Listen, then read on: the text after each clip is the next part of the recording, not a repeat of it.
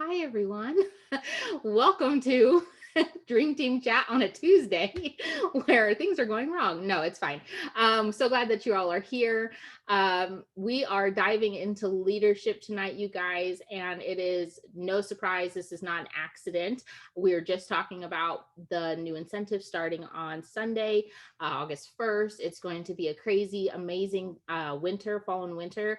And the basis and the bulk of what we want to be able to bring to you guys is this idea of leading, right? Sponsoring is a pretty hefty part of this new incentive. If you guys have taken a look at it, if you've spent any time thinking about past incentives, you know that sponsoring is always a part of it.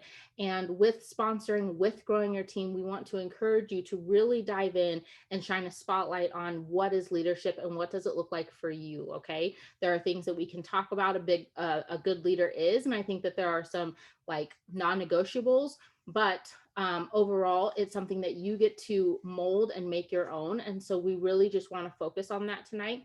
And that's why we have a guest speaker. And I don't know if he's done this, but I looked up the definition of leadership, and it is the action of leading a group of people or an organization. Okay, so that is just like typical definition. But in the comments, can you guys tell me what you think makes up a good leader? And you guys can just throw those in the comments as we get started. I'd love to know if you throw out adjectives or just things that you can think of. What makes a good leader to you? Okay, so without further ado, I'm going to move out of the way. My husband is joining us tonight. He is, to me, he's an amazing leader. He's led many, many teams and many people around him. And he likes to spend his time learning about how to be a good leader and what that looks like. So he's going to come in. His name is RJ. I'm so excited. Huh? Can they talk? You can unmute them. They can unmute themselves. So if you want to ask questions, you can. But there's a chat box right there. All right. So you can see. Hello, Cleveland. All right. Hey, so I want this to be really interactive. I want you guys to unmute yourself when I ask a question, because this is going to be a two-way street. We're going to talk about how to be a good leader. Today, I'm going to go over two different books that I've been studying over the last couple of years, and I highly want to encourage you to look into these books. I do audiobooks because I hate reading, so I'm sure some of you can agree with that.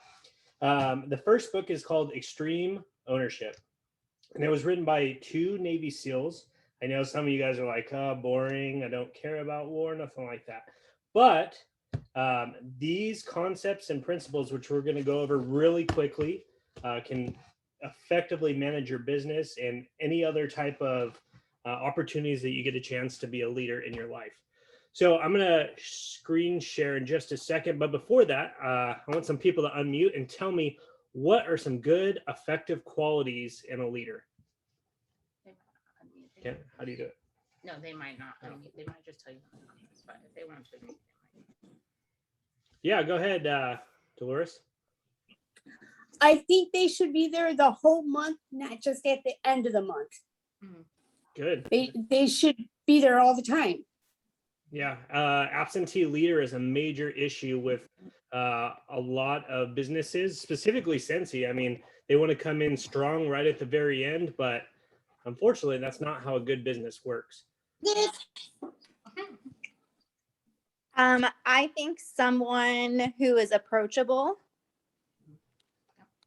So why do you think approachability is a good quality? I just feel like, oh, sorry. I feel like being approachable is just someone who I feel comfortable being around, talking to, who I can open up to, because I feel like if you're not able to open up with your leader, then you're not really going to grow. Yeah, absolutely. That's a great point.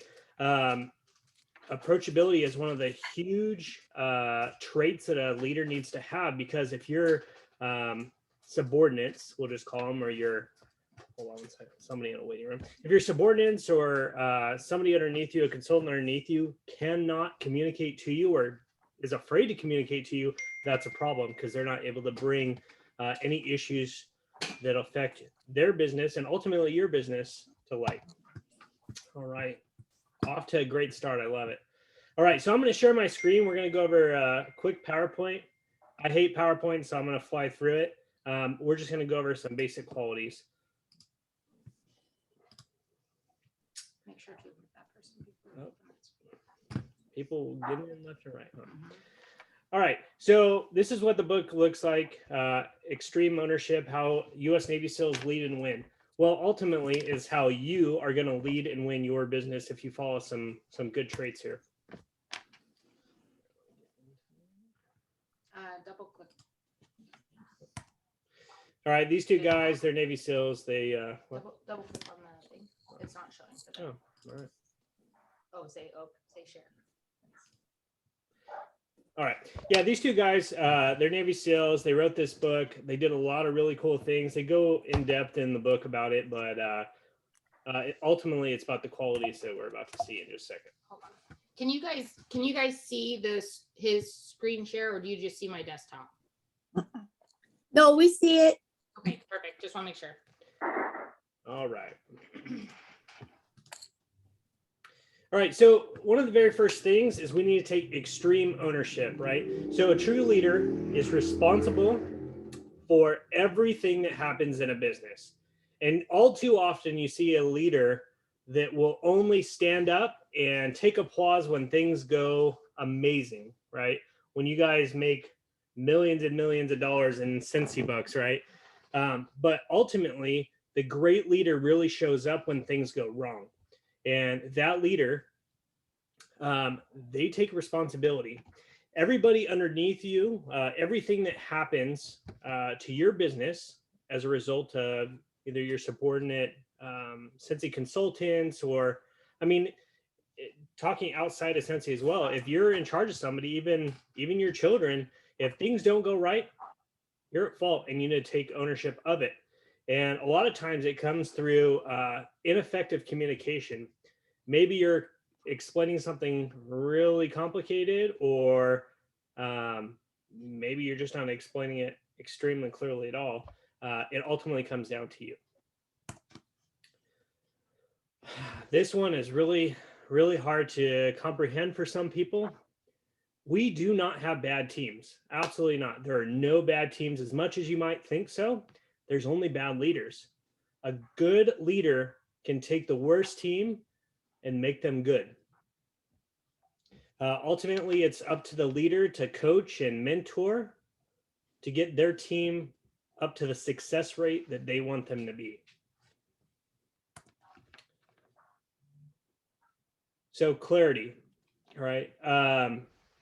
You have to be able to convince others about what you need to do with their business, whether that be through how you operate your business or how you're able to help coach and mentor others to get to the level that they want to be. You have to believe in your mission. If you don't believe in your mission will fail, right? A lot of times we have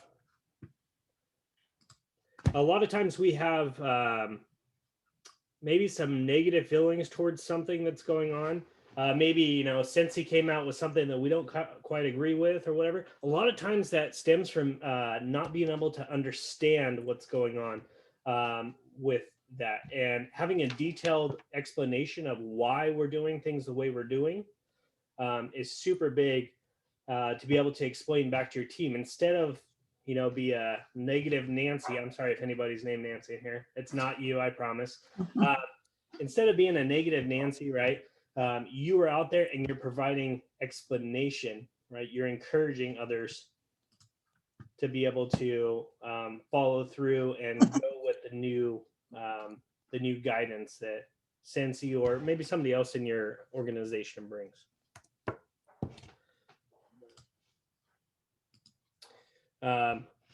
This one is also a hard one for people to get along with. Managing your ego. Let me just tell you, Bree is a superstar director. Superstar director is a big title for a lot of people to comprehend.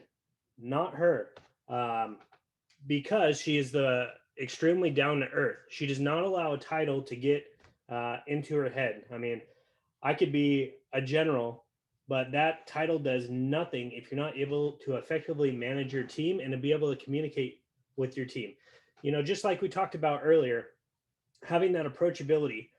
People see a title and they freak out. I think we were just talking about it this last week about when people see the title superstar director, sometimes they get apprehensive and they don't want to ask questions or they don't want to talk with, you know, other superstar directors. Even if you're a little, you know, a little lower on the totem pole, that's okay. As long as you don't allow your title or your position to affect your ability to communicate with your team, you're going to be fine. You're going to be able to step in that leadership role and effectively manage your team. Big thing also is to keep your team's eye on the mission. Right.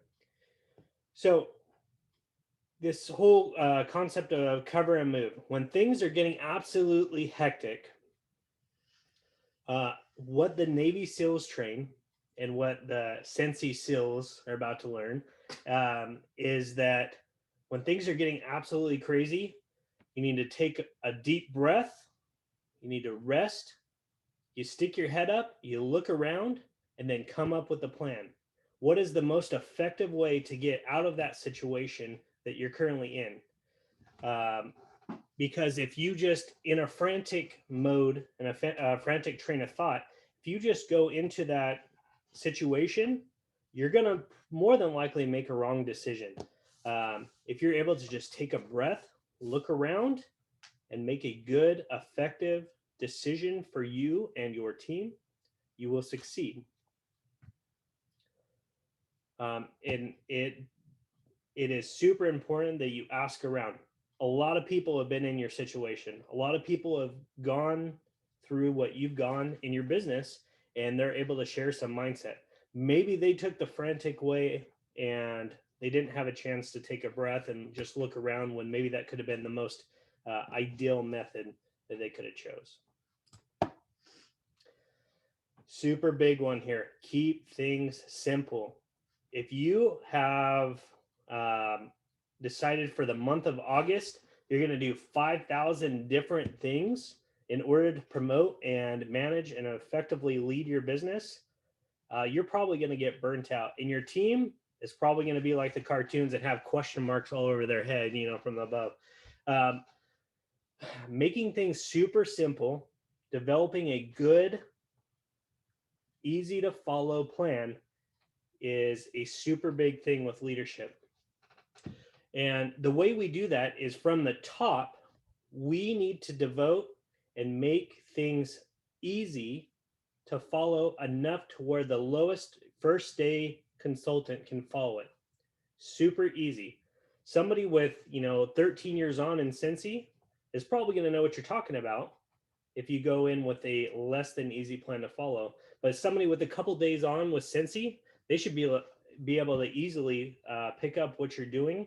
And with a little bit more of your mentorship or your team's mentorship, they should be able to hop right on and, set smooth sailing with your plan in order to succeed with your business. I just want to point out that covers two things that we talk about a lot, right? Which is simplicity. It's a core value of Scentsy. So that covers that completely. And then the other thing is that it's duplicatable, right? The systems that we're putting in place as leaders need to be duplicatable for first day consultants, all the way up to the director that you hope to have underneath you, the superstar director who will come after you.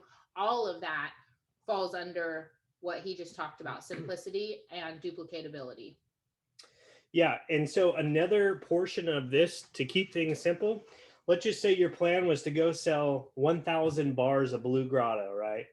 And all of a sudden Scentsy says, we ain't selling Blue Grotto anymore. It's July 31st and August 1st is tomorrow, theoretically. And all of a sudden your plan revolves around Blue Grotto. Well, you're going to have to effectively make a real-time change to that easy plan, whether it be switch what type of scent you use or a really easy to follow tactic. Don't at the last second decide to make a very complicated plan. because your business will fail for that month.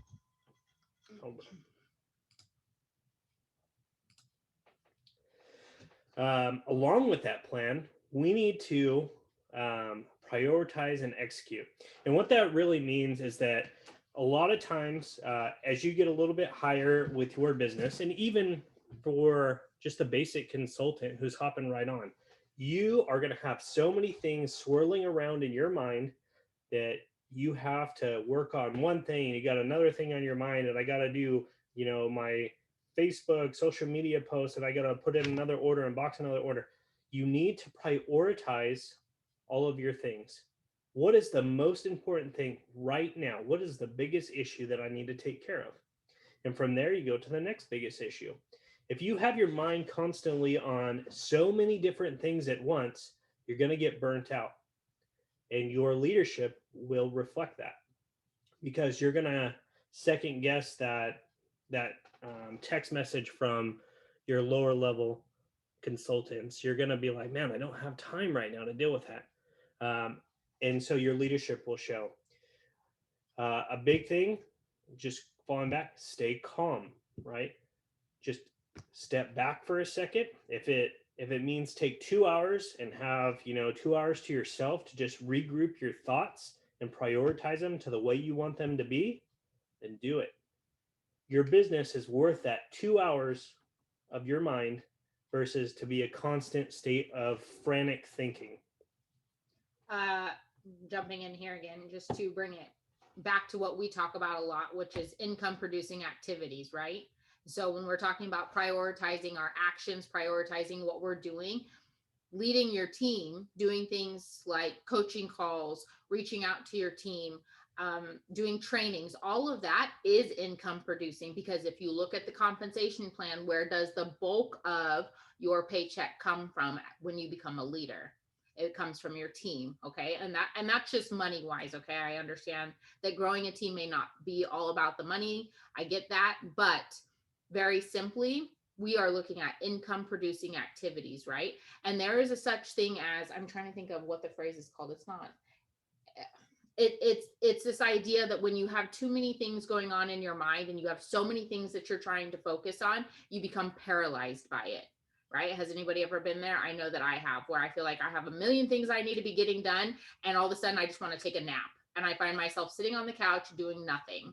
And so that's why prioritizing what you need to do. And we do that by focusing on our income producing activities, being able to effectively write out exactly what we need to do and in the order that we need to get them done by. And maybe you have certain days for it. Maybe you say on Mondays, I'm going to follow up, and on Tuesdays, I'm going to work on booking parties, and Wednesdays, I'm going to do this, whatever it is.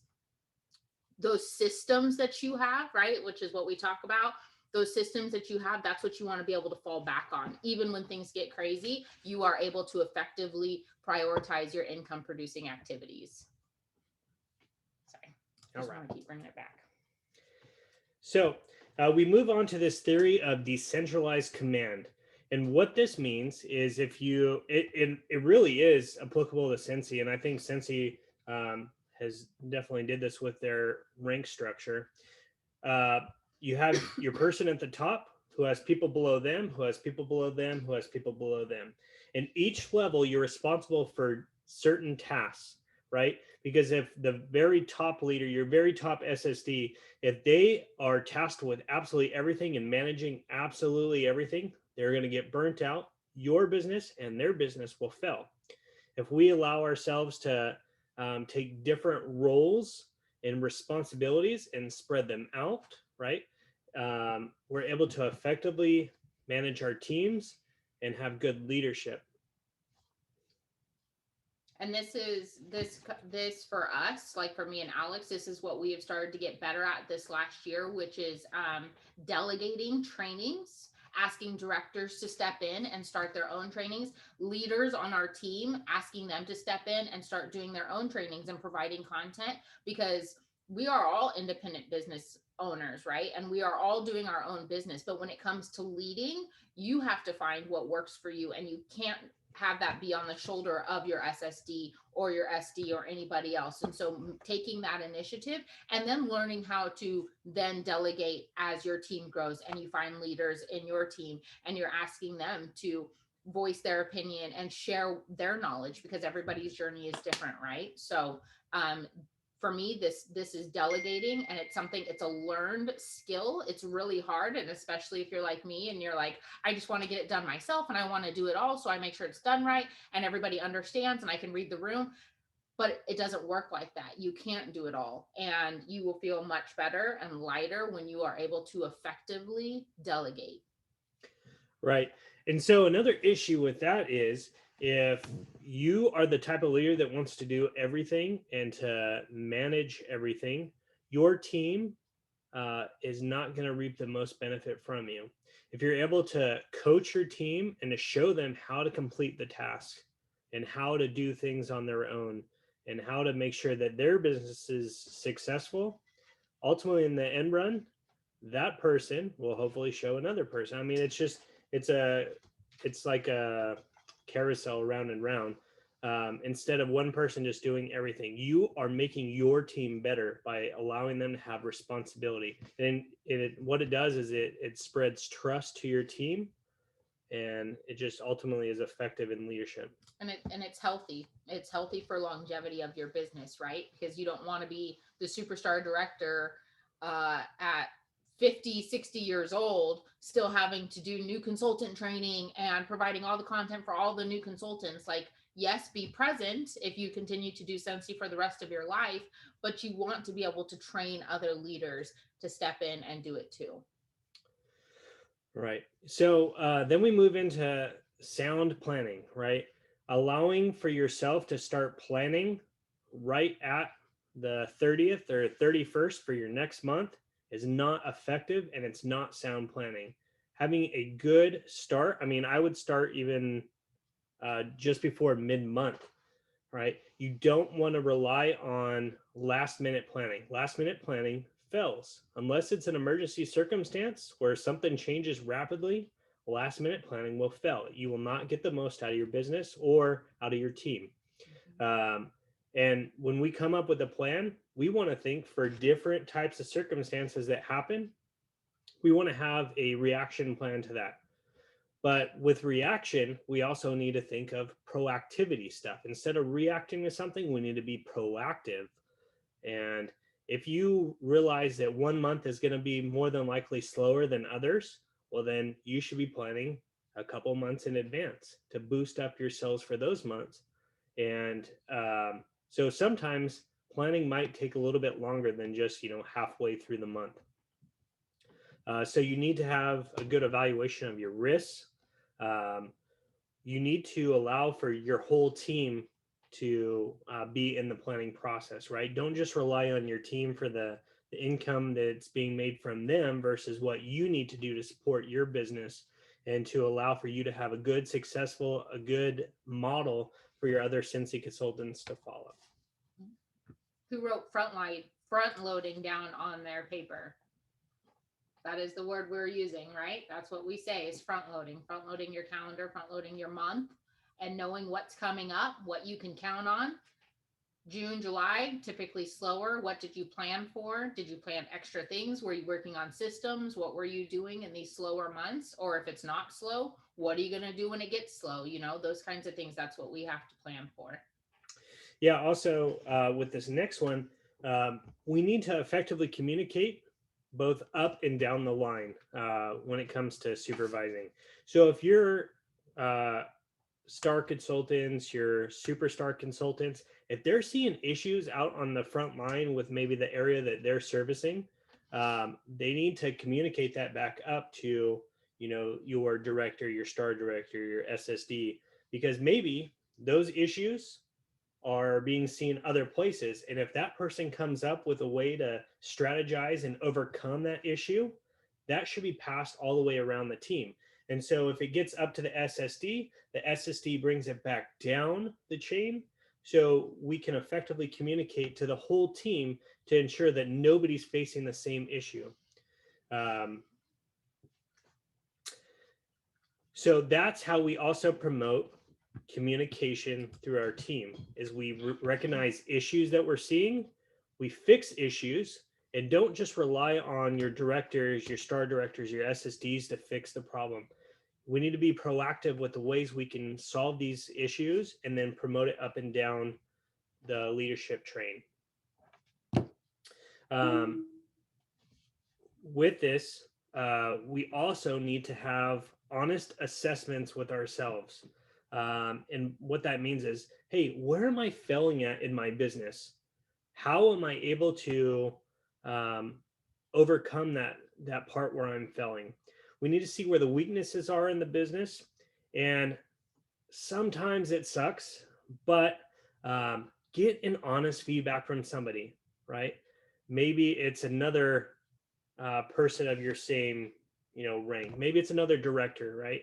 We don't want to be competitive in this sense to where, we're trying to constantly compete with the director next to us or the consultant next to us, right? In the end run, if we all are succeeding, that is a very successful team. So give good, honest feedback to people. Don't sugarcoat them, all right?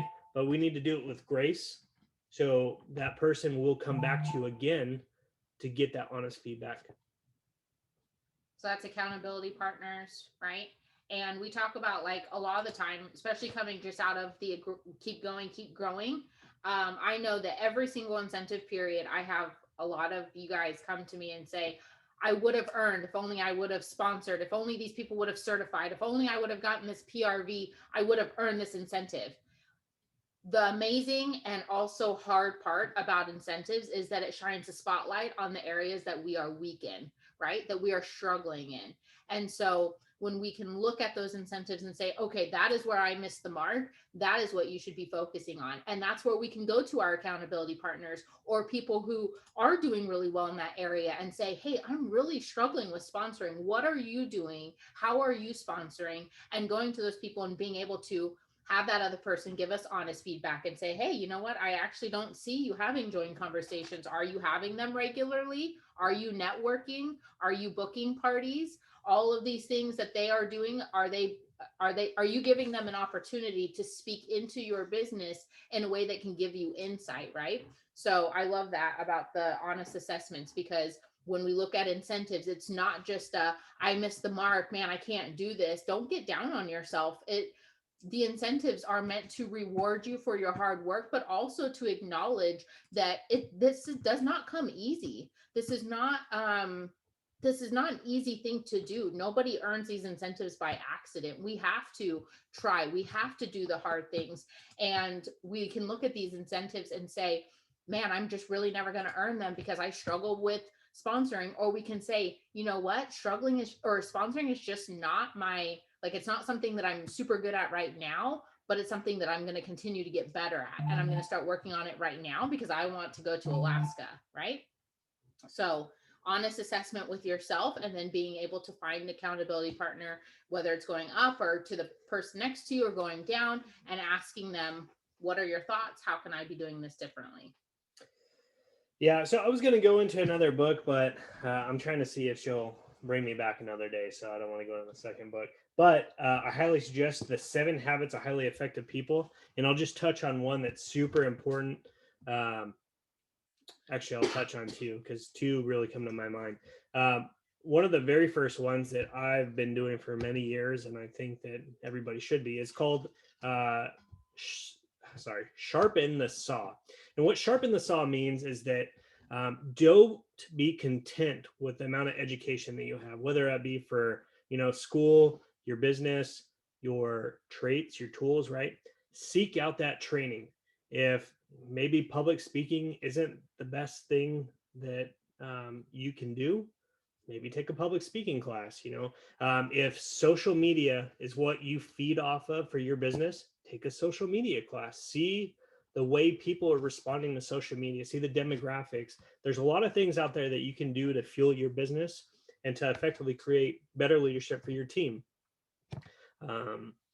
And another one is, and it kind of goes along with a little bit of what we've been talking about, is seek first to understand and then to be understood, right?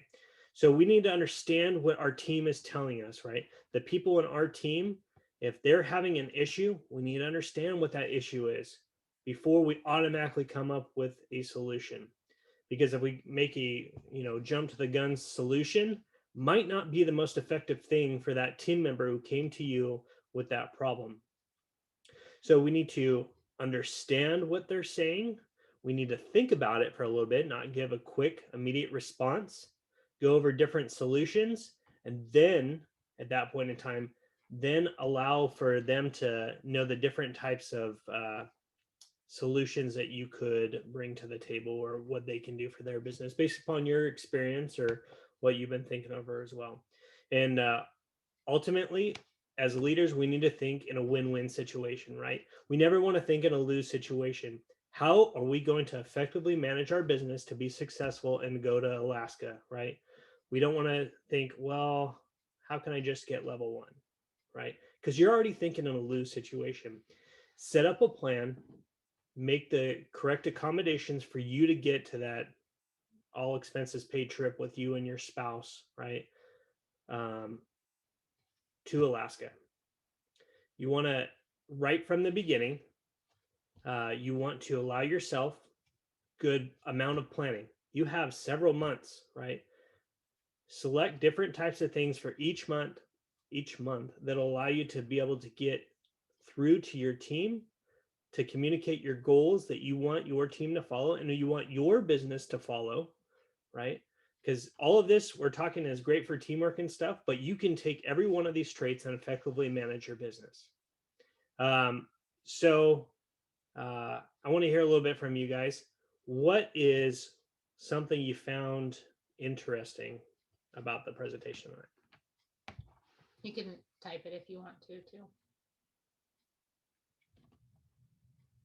You want them to speak? Oh, okay. Yeah, I want them to speak. You want you to speak. Yeah. I'm actually going to stop recording it.